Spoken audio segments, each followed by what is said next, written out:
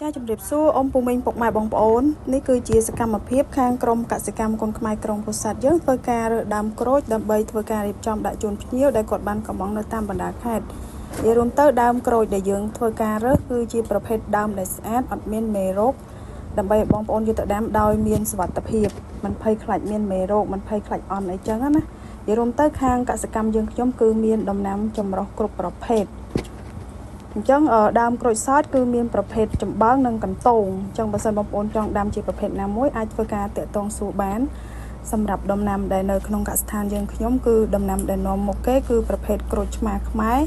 ហើយនឹងក្រូចសើចខ្មែរនិយាយរួមទៅគឺឆ្នាំនេះគឺវ៉ាហ្មងបងប្អូនវ៉ាដាច់ហ្មងបងប្អូនគឺមានតម្រូវការច្រើនមែនតើអញ្ចឹង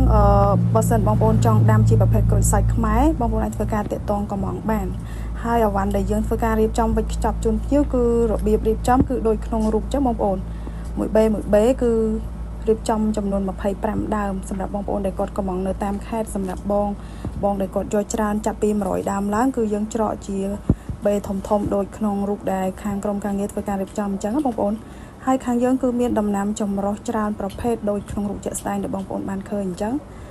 ហើយពេលដែលយើងវិចខ្ចប់រួចរាល់គឺខាងក្រុមហ៊ុនវិរៈបុណ្យធម្មគាត់មកយកដល់ទីតាំងអញ្ចឹងបើសិនបងប្អូនមានបំណងចង់ដាំជាប្រភេទដំណាំណាមួយបងប្អូនអាចធ្វើការឆាតចូល Page សួរព័ត៌មានបន្ថែមបានឬក៏ទំនាក់ទំនងតាមលេខទូរស័ព្ទឬក៏ឆាតចូលក្នុង Telegram យារួមទៅខាងកសិកម្មគុនខ្មែរក្រុងពោធិ៍សាត់យើងខ្ញុំគឺមានសេវាផ្ញើជូន25ខេត្តក្រុងបងប្អូនដែលគាត់មានតម្រូវការច្រើនដើមខាងកសិដ្ឋានយើងខ្ញុំគឺមានឡានសម្រាប់ដឹកជូនបងប្អូនដល់ទីតាំងចាបងប្អូនមួយទៀតបងប្អូនដែលមានតម្រូវការតិចដូចជាដាំលក្ខណៈគ្រួសារជុំវិញផ្ទះបងប្អូនអាចធ្វើការកំងបានចាប់ពី5ដើមខាងយើងធ្វើការវិចខ្ចប់ដាក់ជូនបងប្អូនតែម្ដងហើយក៏អរគុណបងប្អូនដែលតែងតែជឿជាក់មកកាន់ Page របស់យើងខ្ញុំកន្លងមកអរគុណ